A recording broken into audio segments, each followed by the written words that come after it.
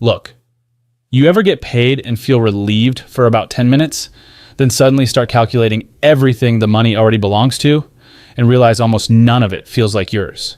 Here's the weird thing. Most people don't believe saving $100,000 is impossible. They believe it's possible for someone else, someone with more income, more luck, more time. Most people don't fail to reach their first $100,000 because they don't make enough money.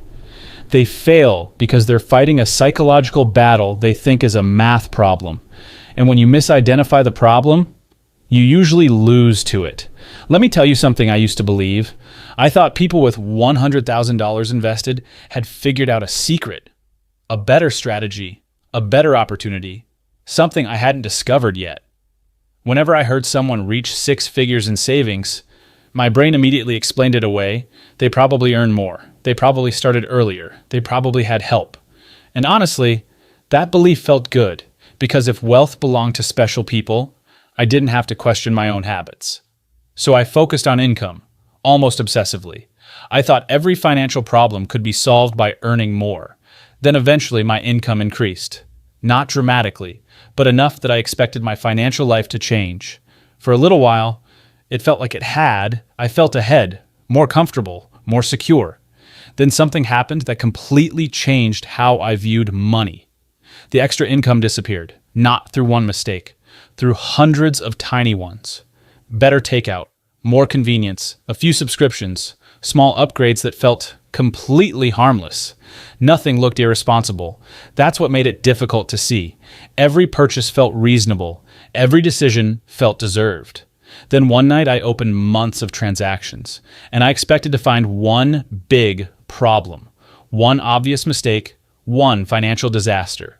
Instead, I found something much worse. Nothing was wrong, and yet I wasn't moving forward. That's when I realized something. I wasn't building wealth. I was upgrading comfort. And those are two completely different goals. From that moment, I stopped asking why $100,000 felt impossible and started asking where my future money was quietly going. The answer wasn't hidden in emergencies or bad luck or one giant purchase. It was hiding inside ordinary days, ordinary routines, ordinary decisions I barely remembered making. Welcome to Lion Invests. In this video, we break down why saving your first $100,000 feels impossible and why the real obstacle is usually invisible. By the end of this video, you'll understand why so many people spend decades chasing this milestone and why others eventually reach it. If that sounds interesting, subscribe to Lion Invests, because money is rarely about money. And that's where the story really begins. Most people imagine $100,000 as a money problem, but the first reason they never reach it is surprisingly simple. They underestimate how long wealth takes to become visible. Think about what happens when someone saves $500 per month. For the first month, they have $500. Nothing exciting. After 1 year, they've contributed $6,000, which sounds decent, but it doesn't feel life-changing. That's the problem. Human beings judge progress emotionally, not mathematically. The effort feels huge, the reward feels tiny, and the brain starts questioning the process. After 3 years, that same person has contributed roughly $18,000, maybe a little more with growth, still nowhere near $100,000. And this is where many people quietly give up. Not publicly, not dramatically, mentally. Because they expected the journey to feel different, faster, more rewarding, more obvious. But wealth grows like a tree, not like an explosion, and most people leave before the roots become visible. Here's a number that surprised me. If someone invests $500 per month at roughly 8% annual growth, the account can approach $95,000 to $100,000 in about 10 years. 10 years sounds long, until you realize many people spend 10 years earning money anyway. The difference is what happens to it. Most people don't lose 10 years. They spend 10 years consuming everything they earn and end up back where they started. That's the first hidden reason $100,000 feels impossible. The timeline is longer than people expect, and the results are slower than people want. The second reason is even more dangerous. Lifestyle inflation, the invisible thief. You get a raise, you feel successful. So naturally, you improve your lifestyle. Nothing dramatic. Maybe a nicer apartment, maybe a newer car, maybe more convenience. And honestly, none of those things seem unreasonable. That's why lifestyle inflation is so powerful. The problem isn't spending more. The problem is spending every increase. Imagine someone receives a $500 monthly raise. Instead of investing it, they absorb it into their lifestyle. 10 years later, that decision may have cost tens of thousands of dollars in potential growth. Not because they failed, because they adapted.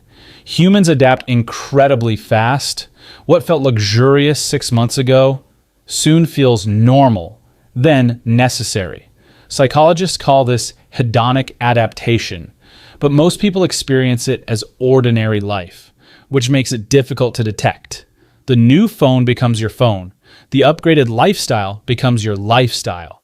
And suddenly the upgrade no longer feels like an upgrade.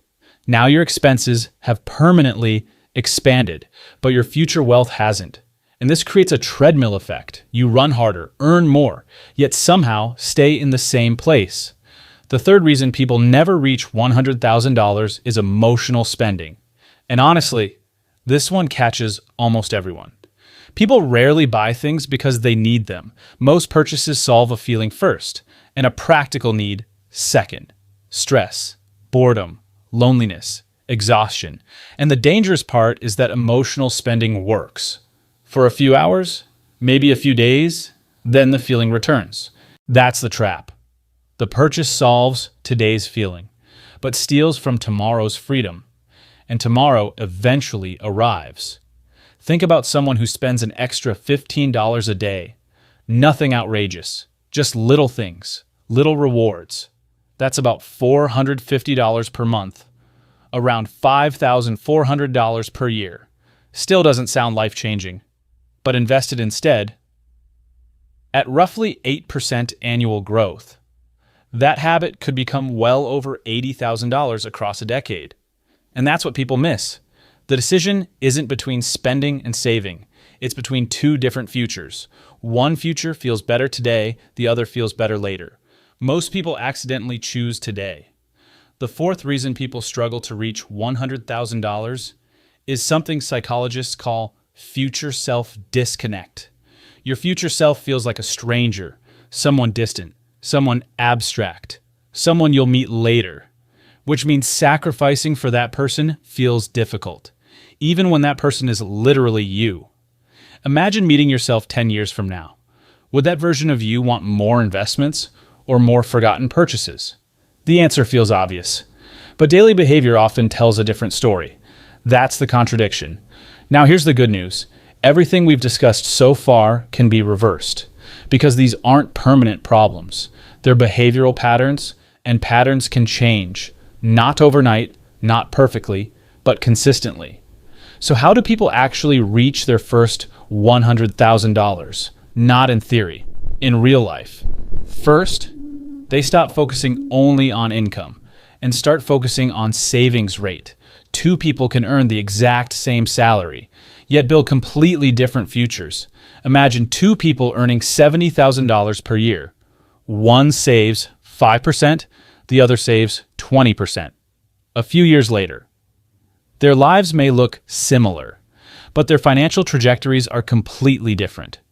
The second person isn't necessarily smarter.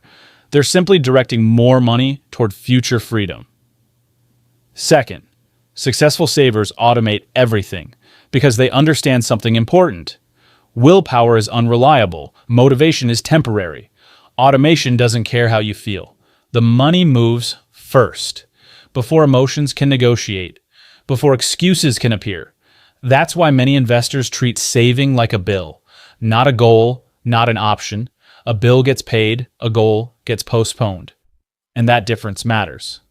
Third, they use raises differently. This is huge, and almost nobody talks about it enough. Imagine receiving a $400 monthly raise. Most people spend most of it, maybe all of it, but imagine investing just half. That's $200 monthly, every single month, at roughly 8% growth. That single decision could become tens of thousands of dollars over time without reducing current income. The raise improves life today and improves life tomorrow. That's the balance. Fourth, they stop measuring progress monthly because monthly results are discouraging. Wealth is a long-term game, but people keep checking short-term scoreboards. Imagine planting a seed, then digging it up every week to see if it's growing. That's what many investors do emotionally. They expect visible growth too soon and lose patience. The people who reach $100,000 understand something different. Months matter, but years matter more. Let's look at some real numbers. Suppose someone starts from zero and invests $300 per month. At roughly 8% annual growth, reaching $100,000 could take around 14 years. Long journey. Now increase that to $500 per month. The timeline drops significantly, closer to 9 or 10 years. Now imagine $800 per month. The journey becomes much shorter, around 6 to 7 years. Notice something important. The goal didn't become easier because of motivation. It became easier because of behavior. That's the secret people keep searching for. Not excitement, not perfection, consistency. And honestly, consistency is boring, which is exactly why it works. Nobody posts screenshots of automated transfers. Nobody celebrates ordinary investing months, but ordinary months create extraordinary outcomes. That's how wealth is actually built. Quietly, one decision, repeated again and again for years. Which brings us back to the beginning. Why does saving your first $100,000 feel impossible? Because your brain experiences life daily. But wealth is built yearly. The timelines don't match. Your brain wants evidence now. The process delivers evidence later. And that gap breaks most people. The people who eventually reach six figures aren't always richer, or smarter, or luckier. They simply stop judging the process before the process has time to work. And that changes everything. So the next time $100,000 feels impossible, remember that wealth is rarely built through one extraordinary decision. It's usually built through ordinary decisions repeated long enough to become a different future. And if you're serious about changing yours, start with one small action today. Because 10 years from now, you'll either be grateful you started or wishing you had.